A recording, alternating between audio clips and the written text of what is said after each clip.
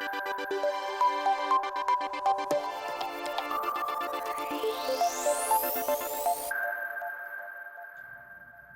right, welcome everyone. Let's go ahead and get started. My name is Sharon White, and I am the Marketing Manager for BLT. Welcome to today's webinar, Getting Started with the Kria SOM. Before we get started, I just want to take a few minutes to introduce Ellie, our speaker, BLT, and to go over a few things. So to get started, if you have any questions, please put them in the chat panel.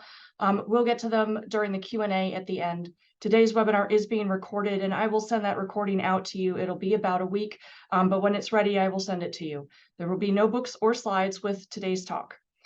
So now let me introduce to you BLT. BLT has been in the engineering design services business for over 30 years. We were started by one of the original Xilinx FAEs, and our headquarters are in Maryland, and we also have an office in Melbourne, Florida. We design chips, boards, software, and complete systems for commercial, military, and intelligence clients. Our designs are in space, undersea, and everywhere in between. And we've been teaching AMD Xilinx training for 25 years, and we're an AMD Premier Partner and authorized training provider. Our training is by engineers and for engineers, and we bring our decades of real-world design experience to the classroom. If you're interested in events and services from BLT, be sure to follow us on LinkedIn, Facebook, Instagram, or the social known as Twitter, X, whatever it is today. We post on all of those, so if you want the latest updates, that's where to get it. So today's webinar is being led by Ellie Rosen. Ellie is our engineering manager at BLT, primarily focusing on adaptive SoC, RF SoC, and MP SoC designs for both commercial and defense applications. Ellie has spent many years managing AMD Xilinx-based FPGA projects, particularly for space radar and other applications. Before coming into this role, he spent countless hours designing, integrating, and debugging radar systems, underwater sensors, and cryptographic ASICs. He's also a general tech enthusiast that enjoys playing with SDRs and home automation on the weekends. So welcome, Ellie.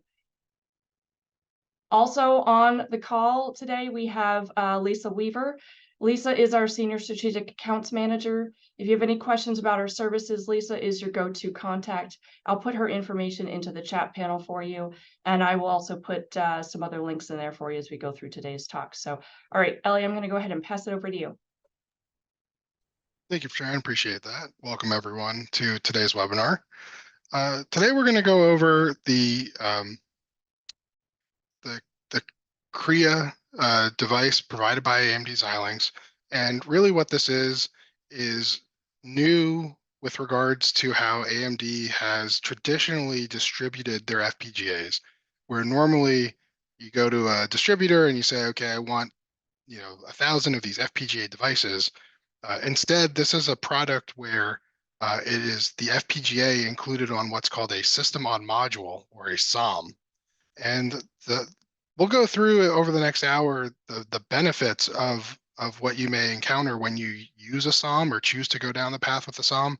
Many of these advantages come with the manufacturing side. It's a little bit more straightforward to get your product out the door. It may also be a little bit simpler or straightforward to evaluate your systems to make sure that they're production ready before moving into production. So we'll talk about what the system on module is and what it looks like, how to get started with the KV260 Vision AI Starter Kit. So that's what's called a carrier board. So we'll go over the carrier board and the features of that carrier board.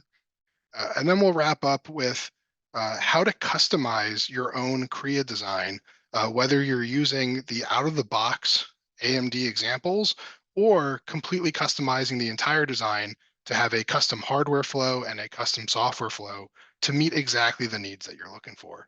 And then, as Sharon mentioned, please feel free to submit questions in the chat while I'm talking, and we'll cover all of them at the Q&A session at the end of today's webinar.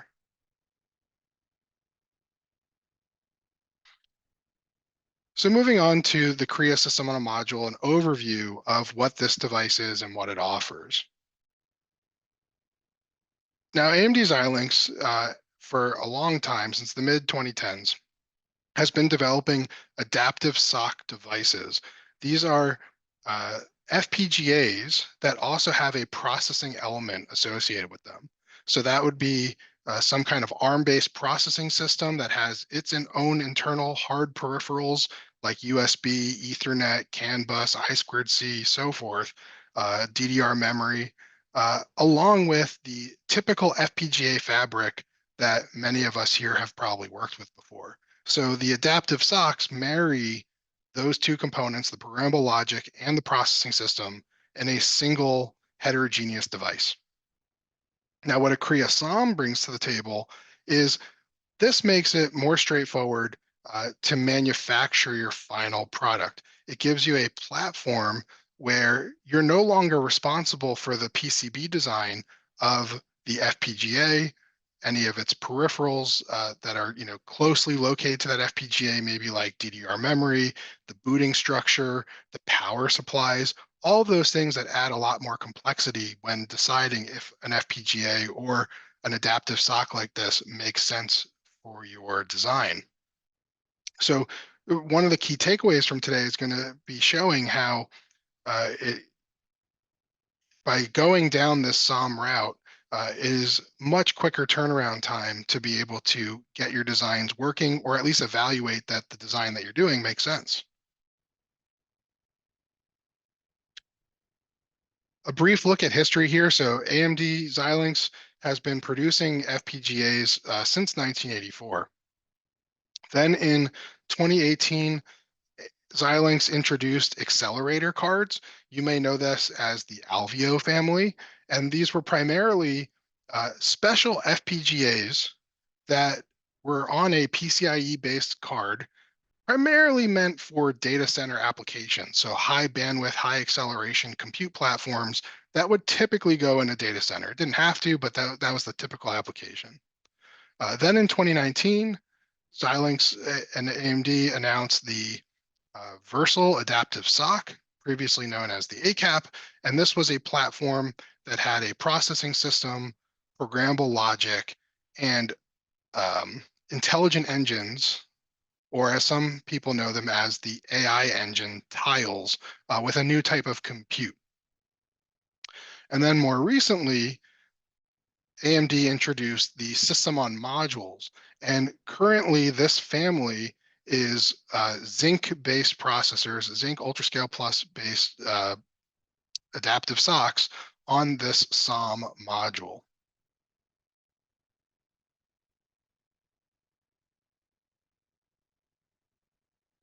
So the primary advantage here of this Kria SOM is that it is production ready. It comes in commercial and industrial temps. It does come with the added fan and heat mitigation strategies, and you can purchase the Kria by itself. This would be called the K26, for example, and then the K26 SOM system on module can plug in to a carrier card. And there are a few carrier cards available from AMD. Uh, One of them is specific for vision applications. They also have another one meant for robotics applications. But you also have the choice to take that SOM and plug it into a custom board that you create as well. So just because you may not see an offering for your particular application, you have to remember it is still an FPGA under the hood. And so as a designer, you have the flexibility to leverage that entire FPGA however you see fit.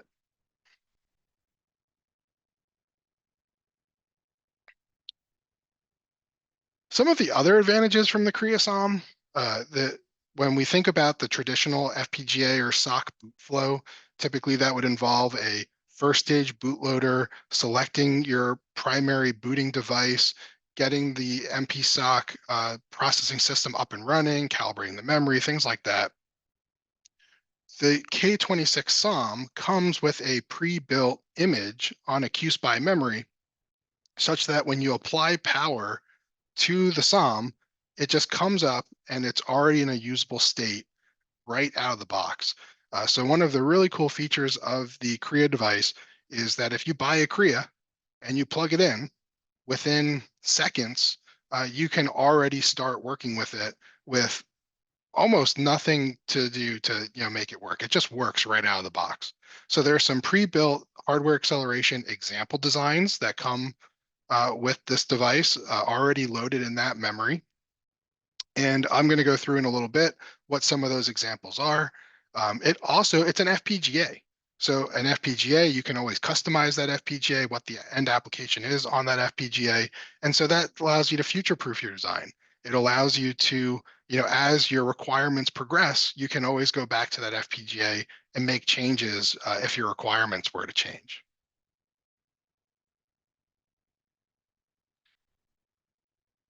So this device is production ready, like I said. It is built for rapid deployment.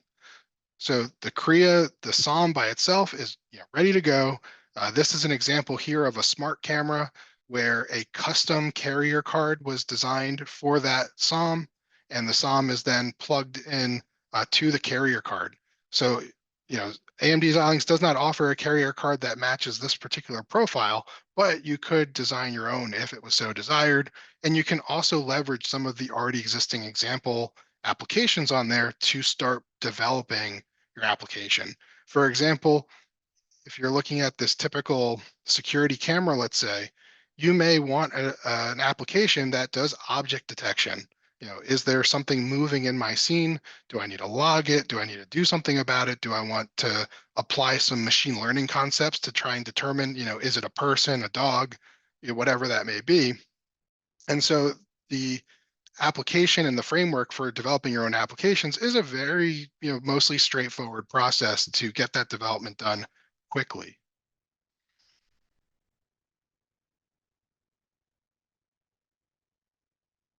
Well, and just as how our FPGAs are flexible, there is the ability to meet your current needs, whatever that application might be. Maybe it's a vision application, maybe it's motor controlling for robotics. Really, the list goes on and on for what types of applications where it might make sense to use this Kria. But there's that flexibility to provide support in the FPGA for any interface you might want to talk to. So it does have, built-in MIPI interfaces, let's say, typical camera protocol, video transfer protocol. But what if there's a protocol that comes out 5 years from now that we want this device to support? Well, you just take that IP block or create your own IP block to support that interface, and it's an FPGA, so you have the ability to do that. Another great flexibility for the Kria on the business side is if I'm designing a PCB and I have to place my own FPGA, the memory, the power supplies, all the discretes, I could now be potentially tracking a BOM of, let's say, 50 components. Uh, that means that you may need more than one engineer or a whole host of folks to track that bill of materials and make sure from a supply chain perspective that everything gets to where it needs to go before the contract manufacturer assembles it all together. One of the really nice business cases for selecting a Kria SOM is that AMD is responsible for the FPGA and the BOM and all the components. When you go to AMD to purchase a SOM, they are you're looking at just a single device. You're looking for just the SOM by itself, and then AMD is the side responsible party that they get all their power supplies and DDR. This is a significant cost savings to businesses to not have to then worry about those things.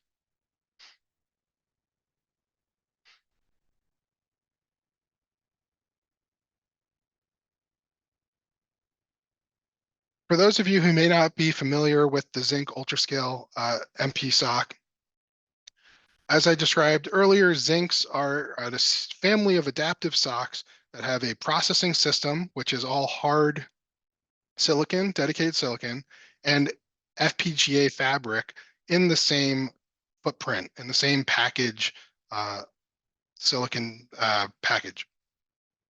If we take a look at the processing system, we have a ARM quad-core A53 processor. This is an application processor.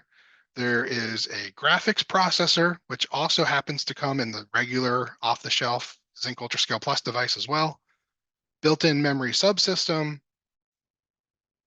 a dual-core R5 real-time processing system, platform management unit, which handles the power islands and the booting of the device, as well as the configuration and security system for tamper monitoring, temperature and voltage monitoring, and some aspects of booting if you happen to use, like encrypted bit streams or authentication, for example. Then on the right here, we see all of the other flavors of peripherals available in the MP-SOC: DisplayPort, USB 3.0, SATA, PCIe, Gigabit Ethernet, CAN, SPI, SD card, your fat file systems, eMMC, and NAND flash. So this is what you find in the typical Zinc UltraScale plus MP-SOC. And then there's the programmable logic, which for this particular variant includes the video codec engines.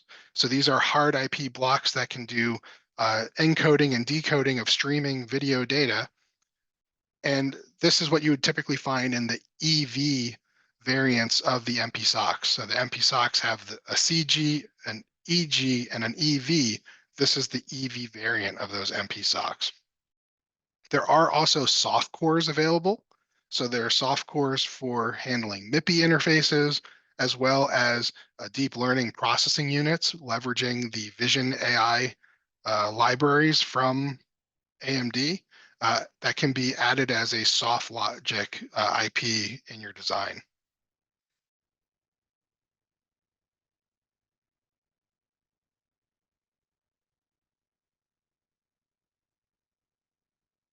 So just to reiterate some of the things I said, there are support for a multitude of sensor interfaces, many different types of MIPI, other camera sensors, LVDS, things like that are all supported with the K26 SOM. There's also support for the AMD's DPU soft core IP. These devices come with a video processing encode and decode unit, the VCUs, as well as the processing system that typically comes with the MP-SOC.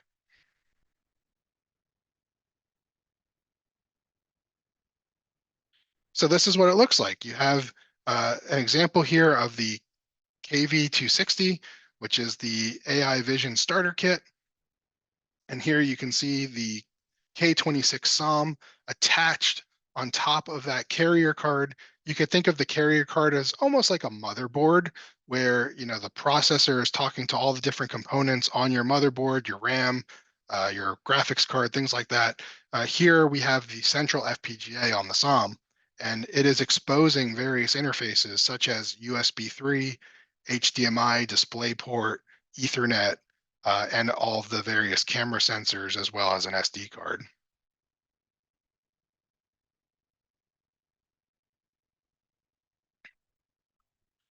Not to go over all of the features mentioned here, uh, like I said, this is based off of the UltraScale Plus MP-SOC architecture, so it has the ARM cores, the real-time and the application processors.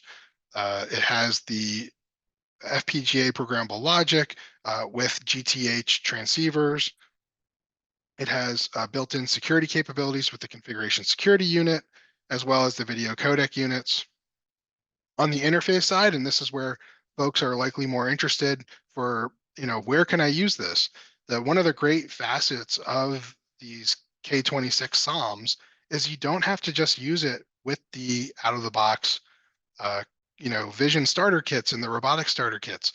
That you have this SOM, you can make your own custom card, carrier card, and here are all the different types of interfaces that you can have available to you through that SOM. One of the big pieces here is that there's 245 I/O. So there's quite a lot of different things you could think of that you can do with 245 pins. You could have up to 15 cameras based on the different interface configurations. There are different configurations that could be used for Ethernet. Where they get this 40 gig Ethernet capability is that there's 4 serial pairs from the GTH transceivers. Transceivers can go up to 12.5 gigabits per second. You can do 10 gig Ethernet on each of those pairs, so that's where the 40 gig number comes from. You also can do up to 4 USB ports, either a mix of USB 2.0 and 3.0.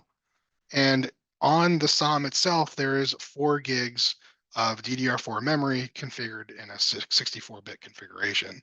Unfortunately, does not have ECC capabilities.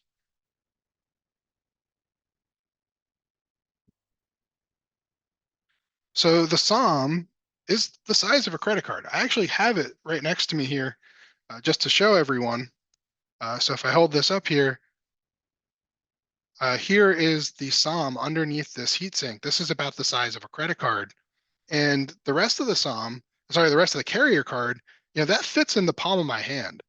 So this doesn't take up a lot of space. And we could see all the different peripherals that are connected. But you can imagine, if, for example, your design doesn't require 4 USB ports, that's a significant amount of space that can be saved on your particular design.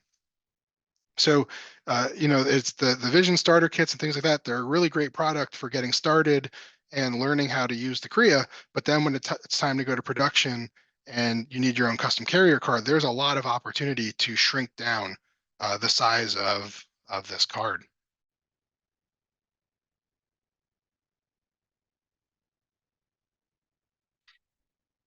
So, what does this development process look like?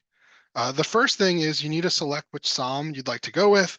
So you need to first examine your specifications, determine if it fits your requirements.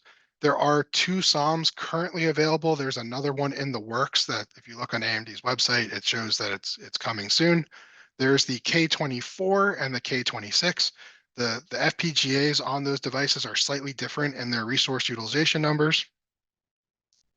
Then you need to determine are you going to go with the off the shelf, either the Vision kit or the robotics kit, and come up with your design for your end application?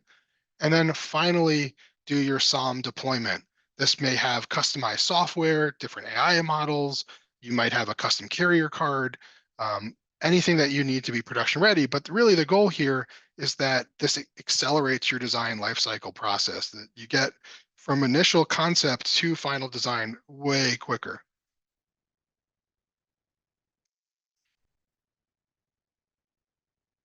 Something I haven't really discussed quite yet is, who are good end users of this device.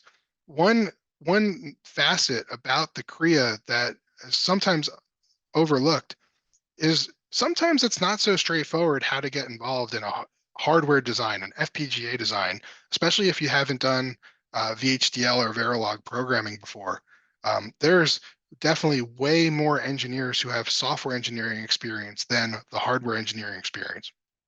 And so the Kria platform is really nice in that for folks who only have software experience, it is possible to get started and get your designs working with having almost no hardware experience at all. Just some C capability. That alone can allow you to create example designs that can run on an FPGA. And then if you do need to customize it, there are opportunities to pick up those pieces that you might be missing. But for the most part, most of those applications can be done purely by just software engineers if necessary.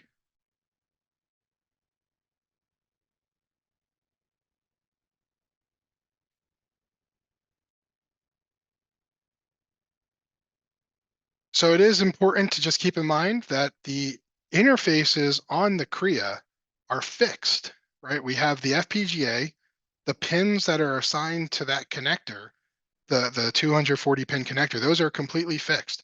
We have no control over uh, what capability goes to those pins, except for the ones that are on the FPGA. So you have to build your design around the available interfaces. And then on the next slide here, I'm going to show you what all those interfaces are so that you can see how to customize it for your own application.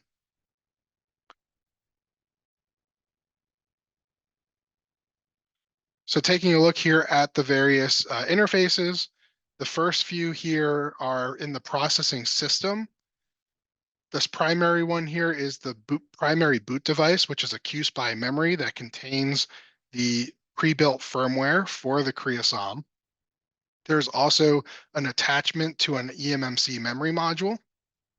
There is some power management, a small EEPROM and I2C interface also connected to the processing system. There's an isolated serial peripheral interface for a trusted platform module.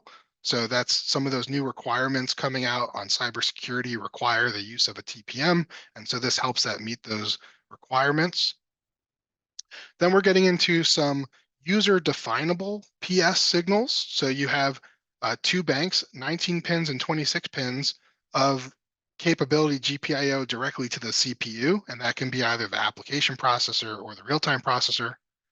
There is a bank of IO pins just for the DDR memory, and then the rest is the FPGA. So the programmable logic here has quite a lot of pins available for any kind of interface you can really think of.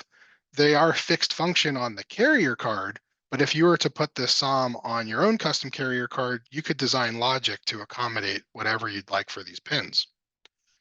Also making note here that there are four high-speed serial transceivers for the processing system side that uses the GTR transceiver, as well as a single GTH quad, which also contains four serial pairs for other high-speed protocols, gigabit Ethernet, for example, other types of protocols that you may want to use through that interface. So now let's walk through what it looks like to get started with the Vision Kit, the one that I have sitting next to me here.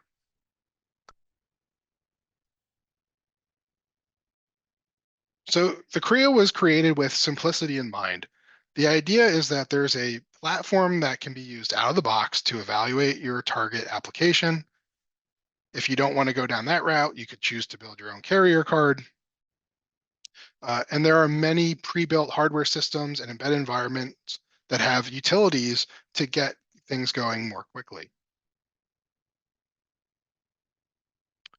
There's already a pre-built Ubuntu image if you want to run Ubuntu Linux on the design. There are also libraries for using Vitis AI tools that include tie-ins to TensorFlow and PyTorch for AI/ML modeling, image classification, and so forth. And then there's the whole host of Vitis libraries, and Vitis is the software tool for writing applications to target the processor. There's some hardware ones. There's the Vitis high-level synthesis tool that converts C or C++ code into VHDL or Verilog to run on the hardware, or can be accelerated kernels that run in the processing system. So there's quite a lot of capability that comes from AMD directly out of the box. Just an overview of really what it takes to get started here. And like I said, it's very quick. You take the Kria, you plug in the power supply, the power goes to the SOM. The SOM then generates all the other power rails required to boot the FPGA. And then that will kick off the power on sequencing. And it will also provide the voltage rails to be used on the carrier card and all the other IO for the provided interfaces. There is also power provided for the USB interfaces. So typically that's expecting 5 volts. There's a PMOD connector that supports 3.3 volts. There's also a Raspberry Pi camera, and there's a voltage requirement on that camera interface, and an IAS module connector that can vary the power required for that. And there's hardware to support what voltage is set to that location. The IAS module connector is the type of connector you would see on a cell phone mobile camera interface.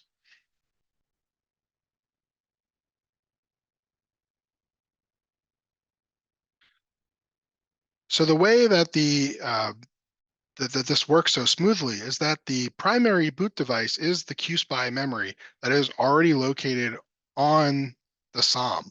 So this comes with a default image right out of the box. Then if you want to make any modifications or add additional applications to your design, this would be a secondary boot device. And the secondary boot device that you would use would be the micro SD interface. So there is a micro SD card image for Ubuntu that you can download from Ubuntu directly, and that's one way that you can get started.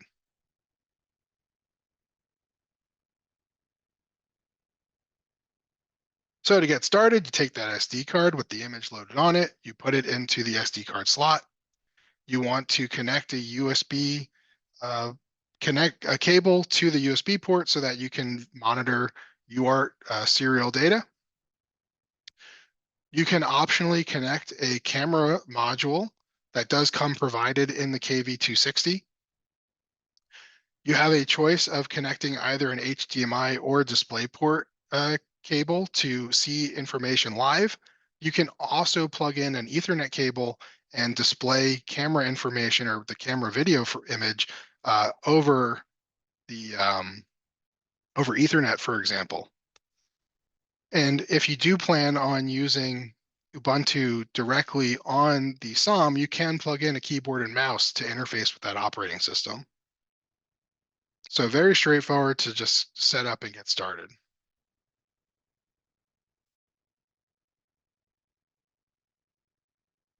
So once all the connections are made, power's turned on, Linux will start booting. You should see on the UART console or your serial monitor that the boot log should be displayed. There's also a series of LEDs and a heartbeat LED that shows whether or not power is being applied and that's not reset. And there are a few things, troubleshooting steps. Maybe you don't have the FTDI drivers installed on your PC, for example, uh, to let you know why it might not be showing up on your PC. But this is rare to happen to someone.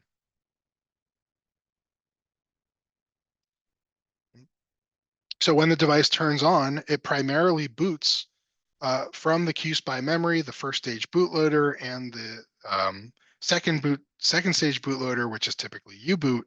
And U-boot will look to the SD card for your Linux image for booting Peta Linux or any other variant of Linux that you choose to create.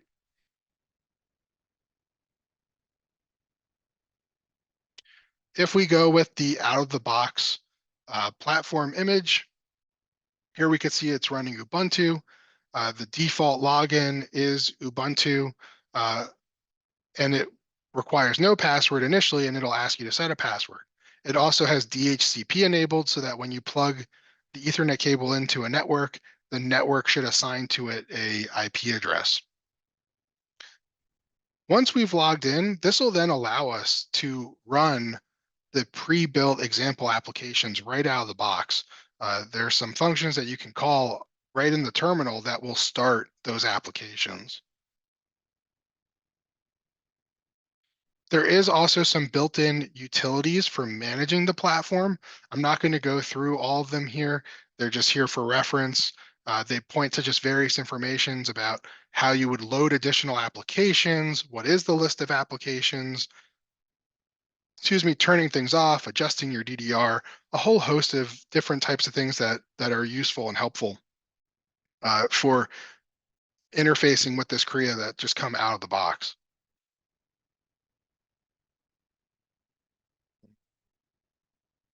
So this is a production-ready device. It even has some slightly production-ready, applications. Though typically you'd probably want to create your own custom applications for your particular use case.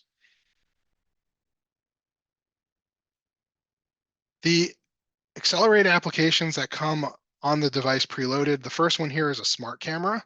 So this, you would connect a camera sensor.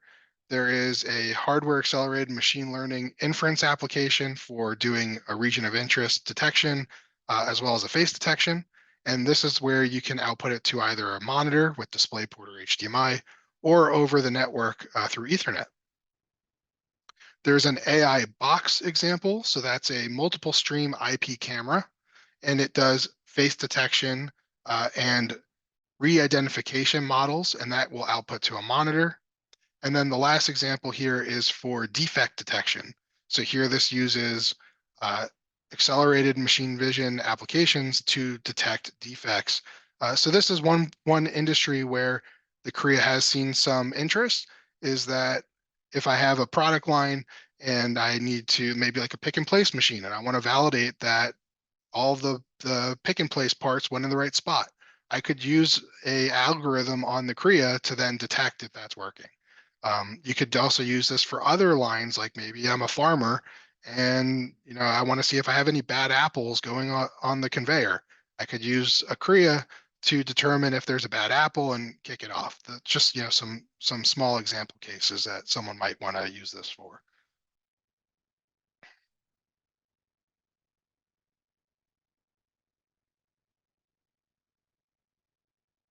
So XMUtil is the utility for the platform management of the device. So there's a series of different examples and applications that will show up based on the platform that you have loaded. And it also gives you the ability to load applications that you create, test those applications, and then unload them when you're done with them.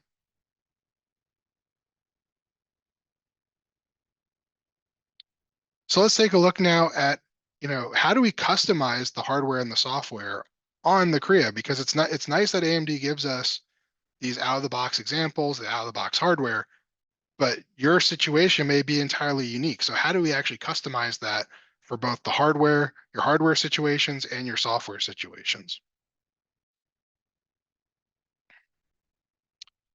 Right. So it is very likely that you'll need some amount of customization for the application that you're trying to do. That these were created to be as broad of audience as possible, and it's very likely that there's something specific you're trying to accomplish with the Kria. So how do we do that customization?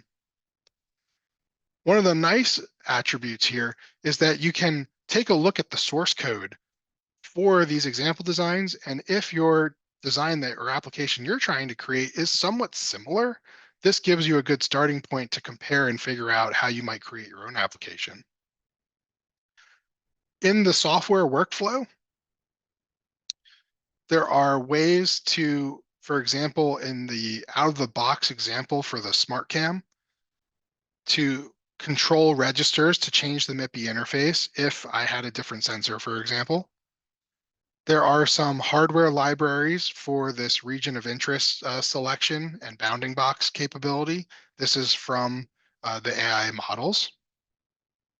You can also develop your own custom kernels, and these are kernels that are created using HLS, so C or C++ code that gets generated into VHDL or Verilog and then loaded into the design.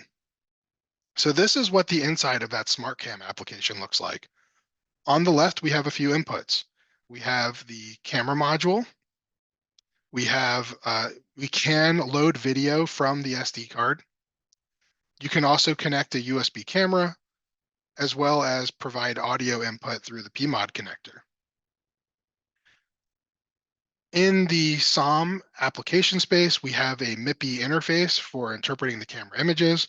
We can also do a video codec unit decode on the off of the video from the SD card. Now keep in mind, this isn't happening in parallel. This is choosing one or the other.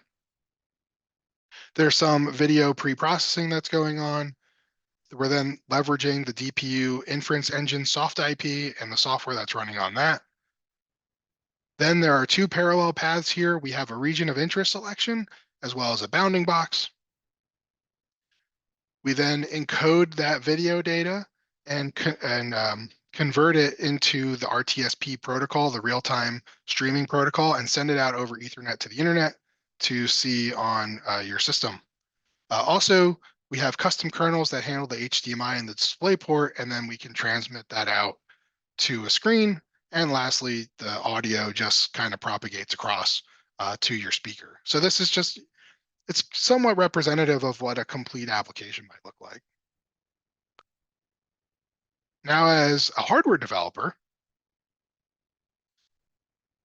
this is where you get a little bit more advantage in the customization that you can make. Imagine I have this out of the box smart camera design, but now I want to, this is maybe an extreme case, add a radar to it or do some additional temperature monitoring of my system. This is where, as a hardware designer, I can come in, create my own interface IP. Remember, I have 145 IO that I can leverage, so they can come in on all these different interface ports, do some custom pre-processing, custom AI processor, custom post-processing. I can customize everything in the hardware if I so desired, and get the same effect or slightly more effect on the output. So I can go in Vivado directly and completely redo the entire hardware design if I so desired.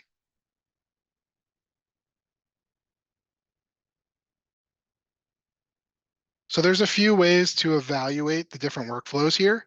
The tools that you're going to use would include Vivado for the hardware design, Vitis for any of the software and application programming, and Padal Linux for rebuilding a Yocto Linux image to be used on the platform.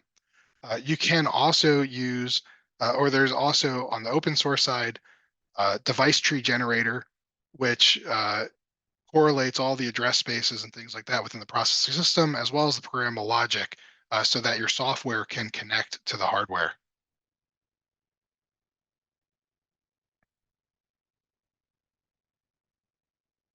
So there are a few different workflows here. The first one that requires no tools, and this is what makes the Kria development so straightforward, is the out-of-box evaluation starter kits. So that's the KV Vision Kit, leveraging the already existing applications that come from AMD, all the various ecosystems. That will then just run on the Kria SOM on the AMD carrier card, and you can get going and create additional software if you'd like. The advanced evaluation would be to still use the AMD carrier card. However, now you're building some custom accelerated applications, and maybe you modify your bitstream on that carrier card. And so this is what would be considered an advanced evaluation. And finally, when you're production ready, all of the work that you've already done for the advanced evaluation can carry over to this production run. And the only difference here is that now you would leverage a custom carrier card. So this could make it specific to your exact requirements. There are 4 flows for the various SOM developers. If we follow this flow diagram, this gives you the suggestions of which flow might make the most sense for you. So the first question you have to ask yourself is, am I going to be using a custom carrier card? Am I using the out of the box carrier cards, or do I need a custom carrier card? So if the answer is yes, you have to use the custom carrier card flow. If it's no, then we have to determine, are we going to use the Vitis libraries? If not, we can just go with the Vivado accelerator flow. If we are, which is the recommended path, then we have to determine, are we going to use the carrier card from AMD? Are we going to use that platform exactly as is without any changes? And if that is the case, we use the Vitis platform flow. If we are going to have to make, we use the Vitis accelerator flow. If we are going to have to make platform updates, then you have to use the Vitis platform flow. And I'm going to go through and discuss what each of those are. In the Vitis accelerator flow, this is the basis for creating your own programmable logic accelerators. So you need to use the same carrier card and the physical interface definition that came with the SOM starter kit. So what you input to Vitis is the platform, which is an XSA file, as well as the platform device tree, and that will return a bit stream as well as a XCL bin, which gets loaded into Padal Linux, and we'll talk about that in a little bit. So that will handle the loading of those acceleration kernels onto the FPGA. The next is the Vitis platform flow. So here you would start with the the Kria base platform, but you would enable it as an extensible hardware platform. This is something in Vivado. So then you can make your modifications in the Vitis platform flow. So say you needed to support a different camera interface, for example. This is where you might use that Vitis platform flow.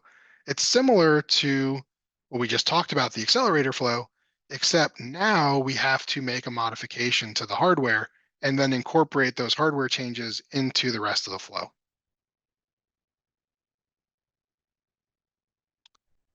Next is the Vivado accelerator flow. So this is moving away from using Vitis and instead using Vivado. So here we start with the XSA, and we need to then use that XSA to regenerate a device tree overlay. We would do that through Padal Linux. Here we input, the inputs would be the starter kit board files, so that comes from Vivado. Or we can use the SOM BSP from the Padal Linux libraries. We also have the option to have our own accelerator designs that we've created in Vivado. And the outputs here will be the device tree binary object and your new bit stream. And my personal favorite flow is the custom carrier card flow, This is probably the most advanced way to use this, but it really allows you to have control over every aspect. And so this allows you to customize every piece of that design for your custom hardware, for your custom software, and creating that Linux boot image. It's a total custom process. However, it gives you exactly what you're looking for your end solution.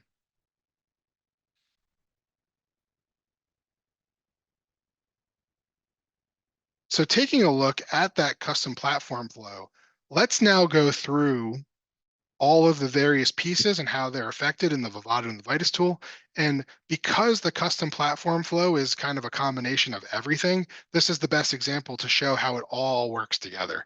So we're going to take a look at the platform design in Vivado, the platform creation in the Vitis software tool, the creation of acceleration kernels in the programmable logic, and the linker and packager when we're using the acceleration flow, and finally incorporating this all into a Peta Linux image that can be booted on the Kria. So all these sources boil down to a single SD card image that gets loaded on the platform. So the hardware design can be created using IP Integrator or the block design in Vivado, or you could just use an RTL flow. Personally, I would recommend to use the block design. I find it to be a little bit easier and more straightforward to use.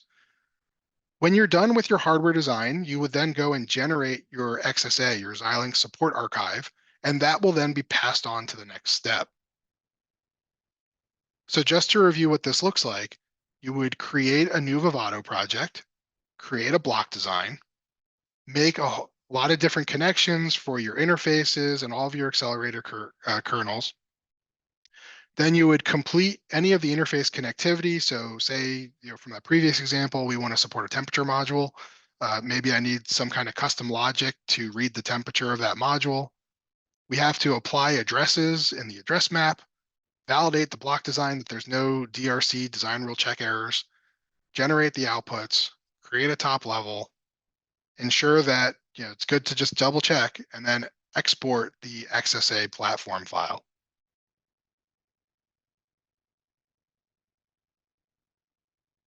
Now, if we're going to use the accelerated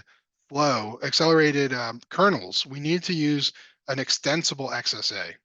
And we either have the fixed XSA, which was that previous example, we're not expecting any accelerator kernels, or if we want to use the HLS capabilities and things like that, we would want to use the extensible XSA flow.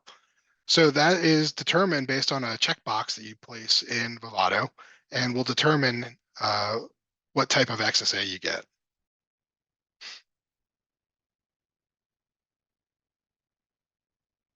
So on the Vitis side, I would then take that XSA, bring it into Vitis. Vitis will then generate the board support packages and the default device drivers and set it up so that you can create your own kernels at this point. So we just need that base platform in Vitis so that we could create our own software to run on top of it.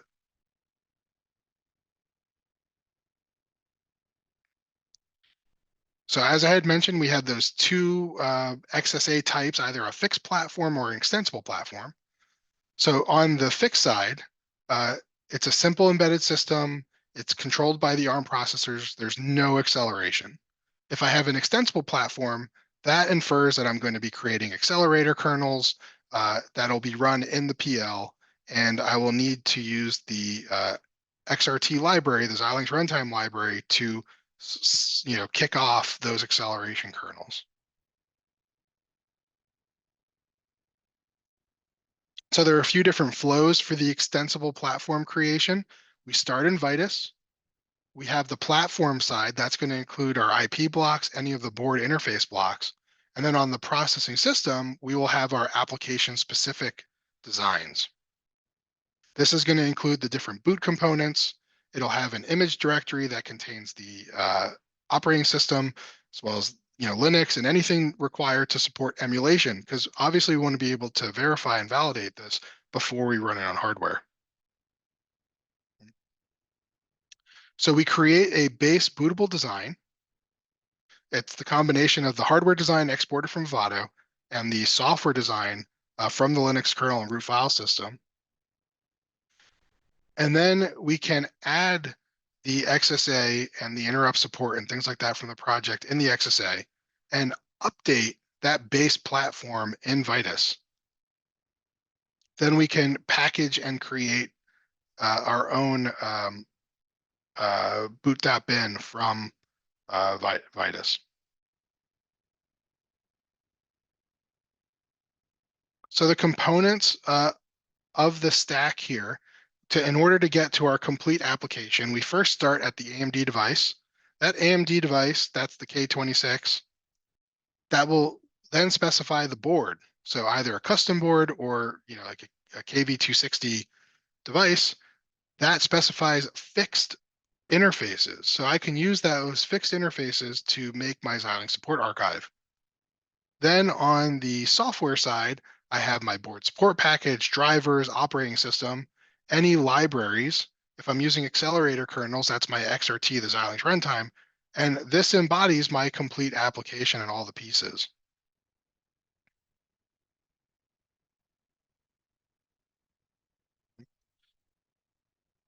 So then for the accelerator or accelerated objects, this then uses the Vitis compiler.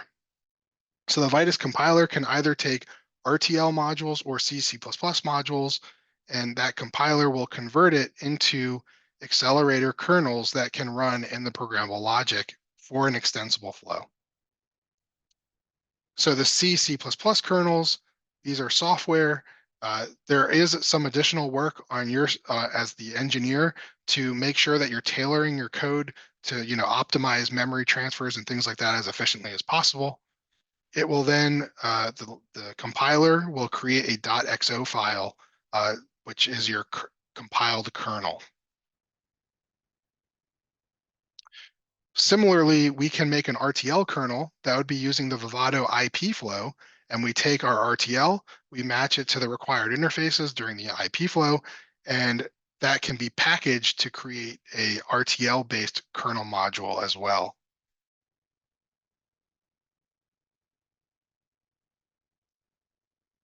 Finally, we take all of our kernels that we expect to run on our design, and we run the Vitis linker to link it to our hardware design. So we'll already have a bit stream for our platform, and then this will modify your bit stream to now include these kernel objects.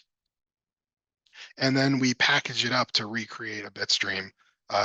This will create the XCL bin, which is an overlay file, which the Xilinx runtime library will use to apply your changes or your accelerator kernels to your design. As a very last step, you then create the board support package in Peta Linux. This will include your Yocto meta layers, any recipes for custom applications, your source files, your config files, the XCL bin, the bitstream, the XSA, all goes into Peta Linux. And you then follow the steps here to create that Peta Linux project, import the XSA, come up with any configurations that you might like to have enabled in your Linux image, build it, and package it so that it can go on the SD card. So there is quite a bit of information here.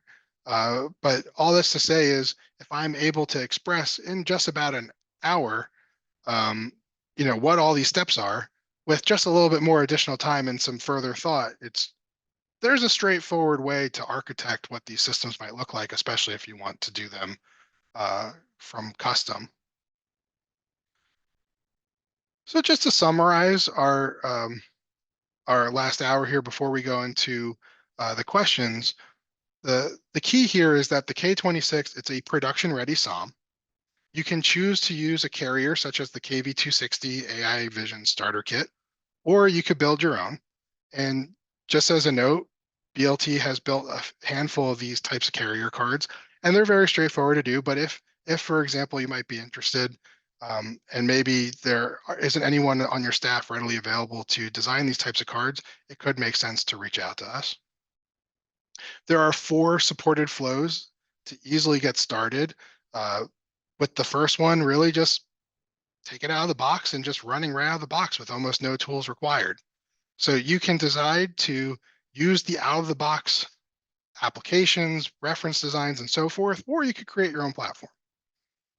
So with that, I'd like to hand it over to Sharon. All right, thanks, Ellie. Before we get started with the Q&A, I just wanted to plug a couple of things we have coming up. First, Ellie talked about our embedded hardware.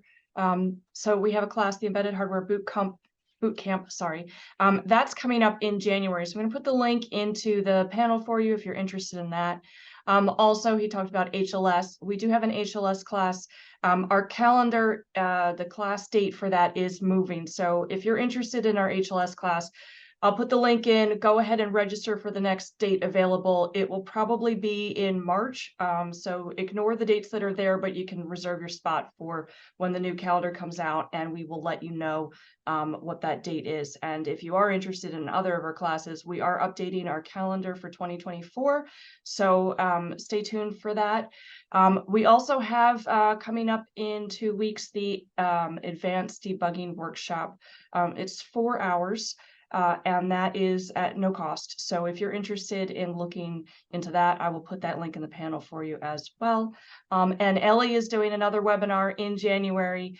So if you're interested in more from Ellie, you can register for that webinar and see what else he has to talk about. So I'll put all of those links into the panel for you. And Ellie, I'm going to pass it over to you for questions.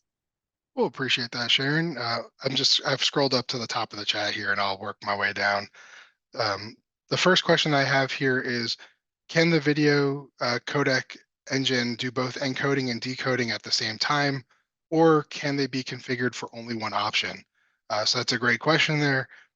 They can be used both at the same time. There are some rules about how they're used. I can't really go into all the details on this particular webinar, but you can do an encode and a decode operation at the same time. There are some limits though. Mostly those limits come to power draw and things like that. So um, there's some things to pay attention to there. There were a few questions on deploying neural networks on the DPUs and different types of DNN layers and vision transformers. So there were a few questions relating to that. Unfortunately, I'm not able to go into the DPUs. That honestly, the DPUs could be a whole topic in of themselves. There is a DPU IP guide.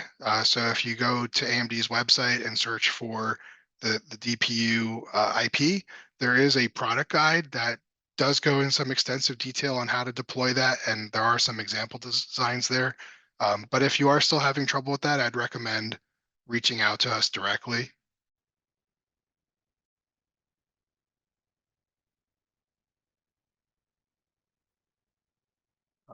There is a question here about using the SmartCam demo application and that they're not able to change the output display resolution. So is it possible to change the resolution by reconfiguring and recompiling the SmartCam app source code from GitHub? So if you'd like to correct the resolution or change that resolution, that would then be following the Vivado flow. So there's the custom kernel that establishes that resolution. So you would have to modify the file where that is set in the custom kernel in order to be able to do that in that particular application. That's not always going to apply to an application you create, but I know that the SmartCam application uses a custom kernel for the display port and the HDMI.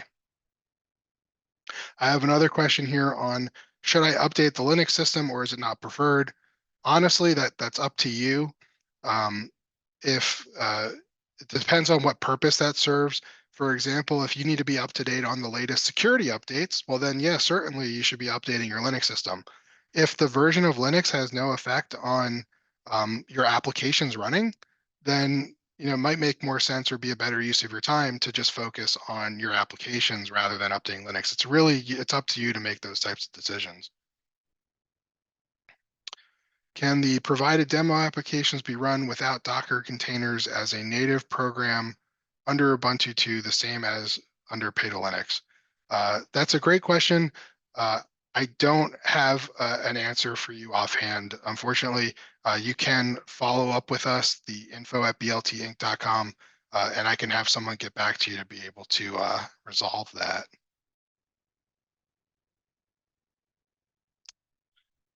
There's a good question here. Is there a flow without Pay to Linux like on Alveo? So my understanding and my experience with the Alveo and the Kria devices, they don't work exactly the same. Alveo is more of that accelerated flow process. There is a custom flow for Alveo, but there's no like custom platform creation because the Alveo is always fixed hardware. Whereas the Kria or the K26, that you always have the option there to do a completely custom. So the you can do Pay to Linux. You could do your own Linux for the K26, as long as you're not doing the accelerated kernels. And another follow-up question here is the XCL bin file needed only if we use hardware accelerators? And that is the case. You only need it if you're using hardware accelerators. If you are not accelerating anything and you just have a fixed platform, for example, you do not need the XCL bin file. And in that case, you would not need to use an extensible platform. You could just use a fixed platform. And then finally, the last question I have here, my university has Kria KR26, so that's the robotics board. I'm wondering what could be good ideas for starter projects. There are a few ideas that I have offhand. I've seen people take things like this, and especially since the robotics kit, you could put the camera on a pivot, a mechanical pivot, and have it track. So try to keep the object in the center of the screen. That might be something that you'd be interested in doing. Some people turn that into like a Nerf dart turret type thing. So that's one possible option that I would like to work on in my spare time. Another opportunity, there's a few websites. It's called like hackersomething.io, where people have a few example designs of where they've used the Kria. So my recommendation would be to, like, if you do a search for Kria example designs, and there's like a hackersomething.io website that actually has a few project ideas that you might be interested in. Ellie, I think it's Hackster. Hackster, yeah, hackster.io. Thank you. Sure. And then one last question here before we wrap it up. Does this device support the pink framework? And yes, it does. So it does support the pink framework.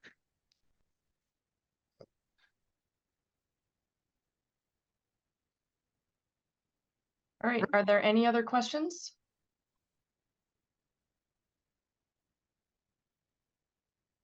All right, I'm going to drop the Hackster link into the chat panel for you guys. There it is.